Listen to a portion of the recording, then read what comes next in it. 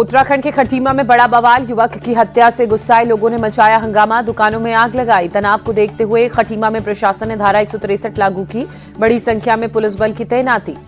शुक्रवार रात खटीमा रोडवेज परिसर में दो पक्षों के विवाद में चाकूबाजी की घटना को अंजाम दिया गया। उस दौरान 23 साल के तुषार शर्मा की हत्या हुई।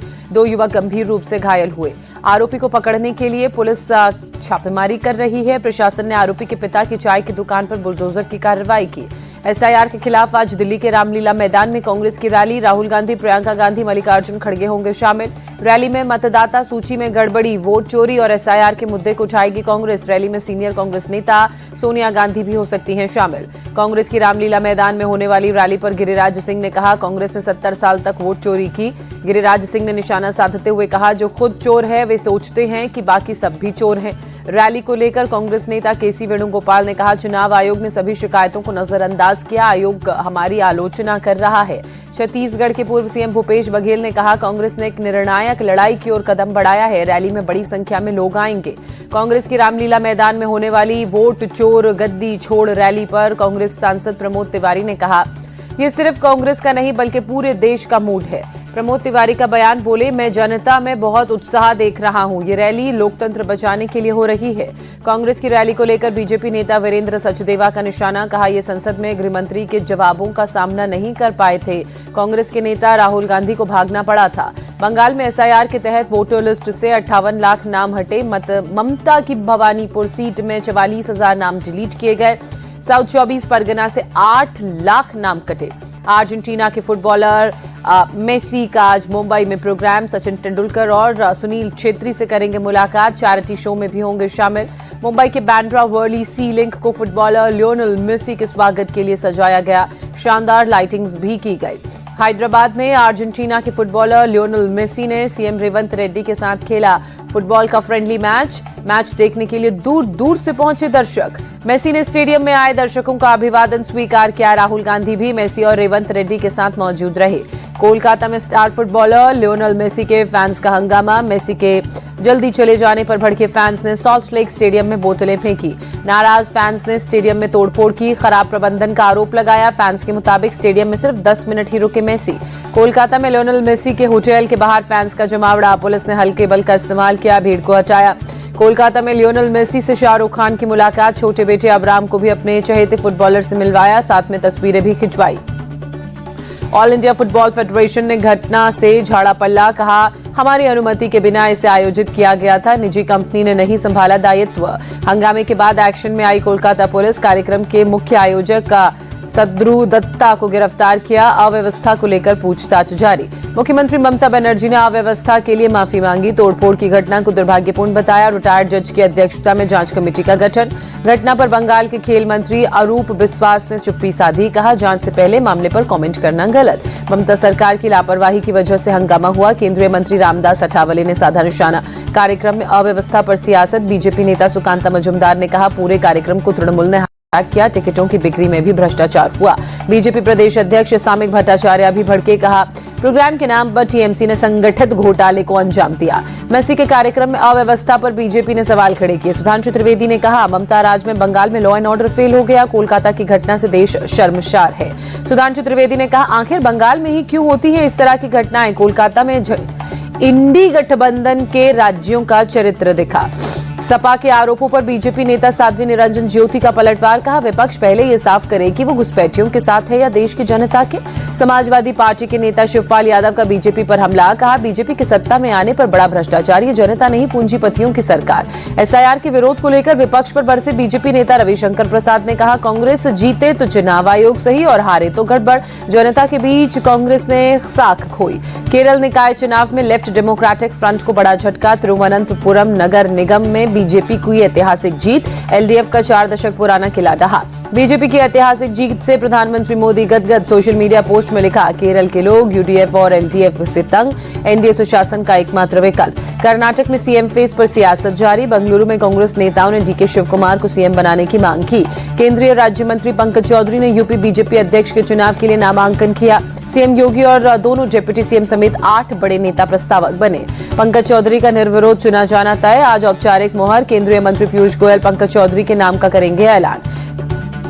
डिप्टी सीएम केशव प्रसाद मौर्य ने कहा, नए अध्यक्ष के नेतृत्व में 2027 का चुनाव लड़ेंगे और जीतेंगे। 2027 में 2017 से भी ज्यादा सीटें मिलेंगी, ऐसा भरोसा। नए यूपी बीजेपी अध्यक्ष को लेकर कांग्रेस हमलावर। अजय राय ने कहा, मुखिया बदलने से कुछ नहीं होगा क्योंकि जनता इनके कामों से संतुष्ट नहीं है।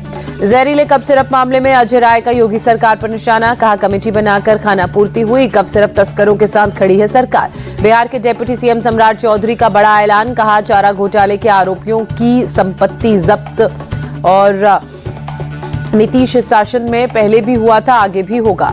सम्राट चौधरी के बयान पर जेडीयू प्रवक्ता नीरज कुमार ने कहा, गरीब लोगों का हक मारा गया था। भ्रष्टाचार पर कार्रवाई आने वाली पीढ़ी के लिए मिसाल बनेगी।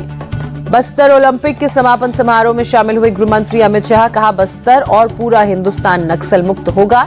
31 मार्च 2026 तक लाल आतंक का अंत। गृह मंत्री अमित शाह ने कहा, नक्सलवाद से किसी को फायदा नहीं, शांति के रास्ते से ही विकास संभव। नक्सलियों से हथियार डालकर मुख्यधारा में लौटने की भी अपील की। यूपी में तेजी से चल रहा एसआईआर की प्रक्रिया का काम। वाराणसी में वेरिफिकेशन का काम 100% पूरा हुआ। एसआईआर को लेकर अखिलेश यादव का बड़ा बयान। कहा, विपक्ष के वोट काटने के लिए सब हो रहा है। जहां बीजेपी कमजोर है वहां ये तिकड़म लगा रहे हैं। सपा सांसद अवधेश प्रसाद ने कहा, एसआईआर के जरिए वोट देने का अधिकार छीना जा रहा है। यूपी में जिन 10 बीएलओ की मौत हुई उनके परिवार को 1-1 करोड़ का मुआवजा मिले। देहरादून में 3 दिवसीय अखिल भारतीय जनसंपर्क सम्मेलन की शुरुआत। सीएम धामी ने कहा, विकसित भारत के संकल्प को पूरा करना हमारी प्राथमिकता। गोवा जिला पंचायत चुनाव के लिए अरविंद केजरीवाल का डोर टू डोर कैंपेन। आम आदमी पार्टी उम्मीदवार पूजन मालंगवकर से वोट मांगे। आतिशी भी मौजूद रही। बीजेपी और कांग्रेस पर केजरीवाल ने निशाना साधा। कहा, दोनों पार्टियों ने भ्रष्टाचार से गोवा को पहुंचाया नुकसान। ये चुनाव 2027 के विधानसभा चुनावों का सेमीफाइनल। भोपाल के अरेरा हिल्स थाना क्षेत्र में युवक पर हमले का सीसीटीवी सामने आया। 9 दिसंबर को तलवार से हुआ था हमला। भोपाल पुलिस कर रही है 4 हमलावरों की तलाश। घायल युवक को करीब 40 से 50 टांके लगाए गए। यूपी के बुलंदशहर में एनकाउंटर। लूट और हत्या के 2 आरोपी बदमाश गिरफ्तार। एक के पैर में लगी गोली। भोपाल में चोरों का आतंक। एटीएम को उखाड़कर सड़क पर फेंका। मौलाना तौकीर रजा के खिलाफ एक और एफआईआर। जमीन हड़पने और जान से मारने की धमकी का आरोप। मामले में 10 लोगों के खिलाफ केस। बनासकांठा के तीर्थ स्थल अंबाजी के पास पत्थरबाजी। फॉरेस्ट की जमीन को लेकर वन विभाग की टीम से झड़प। यूपी के सीतापुर में जीआरपी के जवानों की फुर्ती से बुजुर्ग की जान बची। ट्रेन के आगे आए बुजुर्ग को दौड़कर बचाया। यूपी के बहराइच में मारा गया आदमखोर भेड़िया। वन विभाग की टीम ने गोली मारी। एक मासूम को बनाया था शिकार। बिहार के समस्तीपुर में एक युवक ने की फायरिंग। ग्रामीणों ने खदेड़कर आरोपी को पकड़ा। पंजाब के लुधियाना में रिश्तों का कत्ल। शादी के दबाव को लेकर महिला की हत्या। होटल रूम में आरोपी अमित ने उतारा मौत के घाट। छापेमारी के बाद पुलिस ने आरोपी अमित को पकड़ा। होटल में बहस के दौरान महिला से की थी मारपीट। महिला ने आरोपी के प्राइवेट पार्ट पर हमला किया था। राजस्थान के चौमू में बजरंग दल कार्यकर्ताओं पर हमले का विरोध। गुस्साए वर्कर्स ने पुलिस थाने का घेराव किया। गोवा क्लब बर्निंग केस में गिरफ्तार 4 आरोपियों की रिमांड 5 दिन और बढ़ी। अरपोरा पंचायत के सदस्यों से भी हुई पूछताछ। कफ सिरप मामले में बर्खास्त एसटीएफ कांस्टेबल आलोक सिंह के घर पर ईडी की रेड। लखनऊ की आलीशान कोठी से कई दस्तावेज और इलेक्ट्रॉनिक्स डिवाइसेस जब्त किए गए। आगरा में बड़े साइबर ठग गिरोह का पर्दाफाश। फर्जी क्रिप्टो वेबसाइट बनाकर 1500 लोगों से 50 करोड़ रुपए की ठगी। गिरोह का एक सदस्य गिरफ्तार। घने कोहरे के चलते यमुना एक्सप्रेसवे पर स्पीड लिमिट घटाई गई। हल्की गाड़ियों के लिए 75 किलोमीटर प्रति घंटे और भारी वाहनों के लिए 60 किलोमीटर प्रति घंटे की सीमा तय। यूपी के फतेहपुर में कंटेनर और ट्रक की टक्कर। डीजल लीक होने पर ग्रामीणों ने हुलूट मचाई। हादसे में ड्राइवर बुरी तरह से जख्मी। झांसी में पूर्व सपा विधायक की 20 करोड़ से ज्यादा की संपत्ति सीज हुई। प्रशासन ने ढोल नगाड़ों के साथ अवैध संपत्ति को कुर्क किया। पटना से सटे फतुहा में सड़क निर्माण के लिए फसलों पर बुलडोजर की कार्रवाई। मुआवजे की मांग पर किसानों को पुलिस ने हटाया जो अड़े थे। कार्रवाई के बाद एक्सप्रेसवे के काम को शुरू किया गया। सीतामढ़ी में भी बुलडोजर की गरज। जाम की समस्या से छुटकारे के लिए अतिक्रमण के खिलाफ कार्रवाई। सड़क किनारे से अवैध निर्माणों को हटाया गया। हैदराबाद में बुलडोजर एक्शन पर हंगामा। अवैध दुकानों पर कार्रवाई रोकने पहुंची एआईएमआईएम नेताओं की अधिकारियों से बहस हुई। ध्वस्तीकरण का काम पूरा हुआ। हालांकि बढ़ते प्रदूषण से दिल्ली वालों का हाल बेहाल। सीएक्यूएम ने ग्रैब 4 की पाबंदियां लागू की। दिल्ली एनसीआर में ग्रैब 4 लागू होने के बाद एक्शन में पुलिस। बीती रात बदरपुर बॉर्डर पर गाड़ियों की चेकिंग करते नजर आए जवान। गाजीपुर बॉर्डर पर भी मुस्तैद दिखी पुलिस। बीती रात आने जाने वाली गाड़ियों की चेकिंग की। गुरुग्राम में दिल्ली हरियाणा बॉर्डर पर ट्रकों और दूसरी गाड़ियों की जांच की गई। ग्रैब 4 की पाबंदियां लागू होने पर पुलिस अलर्ट। प्रदूषण को लेकर एक्शन में दिल्ली सरकार। सीएम रेखा ने कहा, इस साल दिल्ली में अब तक पराली जलाने की एक भी घटना सामने नहीं आई। नागपुर में विधानसभा सदन के बाहर हाई वोल्टेज ड्रामा। परिसर में एंट्री न देने पर कांग्रेस सांसद और सुरक्षा गार्ड्स के बीच बहस हुई। नागपुर में बेरोजगार युवाओं का हल्ला बोल, विधानसभा तक मार्च न करने की परमिशन पर पुलिस से भिड़ंत हुई। बिहार पुलिस को 1218 नए सिपाही मिले। मुख्यमंत्री नीतीश कुमार ने राजगीर में पासिंग आउट परेड की सलामी ली, कहा सब लोग ईमानदारी से काम करिए। मथुरा के वृंदावन में दिवंगत अभिनेता धर्मेंद्र के लिए शोक सभा का आयोजन, बीजेपी सांसद हेमा मालिनी मौजूद रही, लोगों ने धर्म जी को नमन किया। गाजियाबाद और आसपास के इलाकों में बड़ी ठंड, बीती रात छाया घना कोहरा, कोहरे की वजह से विजिबिलिटी जीरो, सड़क यातायात बुरी तरह से प्रभावित। राजस्थान के उप मुख्यमंत्री दिया कुमारी का बयान, कहा सरकार ने अपने 2 साल पूरे कर लिए हैं, हर मामले में बहुत अच्छा काम हुआ है। दिया कुमारी ने कहा हमें अच्छी लीडरशिप मिली है, राजस्थान को ऐसी लीडरशिप पहले कभी नहीं मिली। भारत और साउथ अफ्रीका के बीच तीसरा T20 मैच आज धर्मशाला में शाम 7:30 बजे खेला जाएगा मुकाबला।